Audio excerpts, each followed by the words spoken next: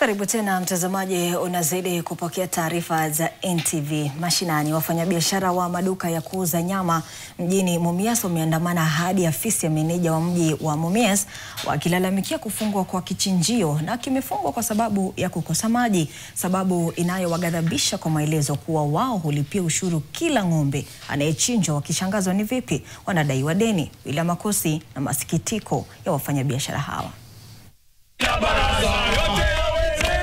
Ndio hali iliyoshuhudiwa mjini Mumias, wafanyabiashara wa maduka ya kuuza nyama wakifanya maandamano baada ya kupata sehemu ya kichinjio cha ng'ombe kimefungwa kutokana na ukosefu wa maji yaliyokatwa na kampuni ya kusambaza maji kaunti ya Kakamega kwa kufeli kulipa deni linalodaiwa. Na leo mwendo wa saa 2 asubuhi, wakati tumekuja na ng'ombe zetu tunataka kuchinja, tunapata slaughterhouse imefungwa na hatuna habari yoyote ya kuambiwa, wala hakuna mfanyikazi yoyote wa County Government of Kakamega amekuja hapa kutueleza shida iko wapi. Sasa kinachotusumbua ni kwamba KEWASCO ikikata maji, ile hali sisi tunalipa pesa zao kila siku, na tuko zaidi ya wafanyikazi 30 ambao wanachinjia hapa, na tunachinja kila siku, na tukichinja kila mmoja wetu analipa shilingi 500 kwa ng'ombe moja.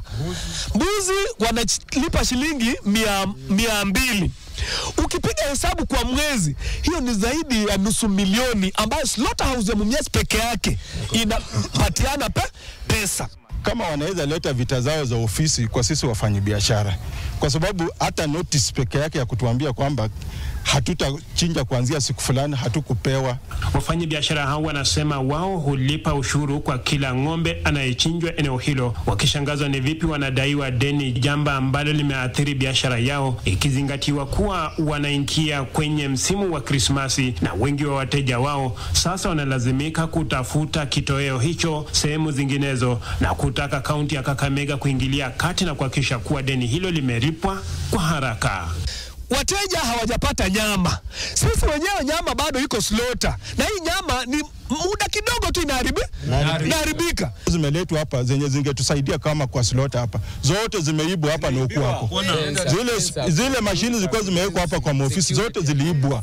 Hakuna fence, mchwa imekula, hakuna. Wafanyabiashara hawa sasa wametishia kufanya maandamano hadi afisi husika, wakitaka serikali ya kaunti ya Kakamega kuingilia kati na kuhakikisha kuwa bidhaa hii imerejeshwa kwao, hili biashara yao irejee kama hapo awali. Ule Makos, NTV Mashinani, nikiwa katika eneo la Mumias, kaunti ya Kakamega. Na kutoka Kakamega sasa tufululize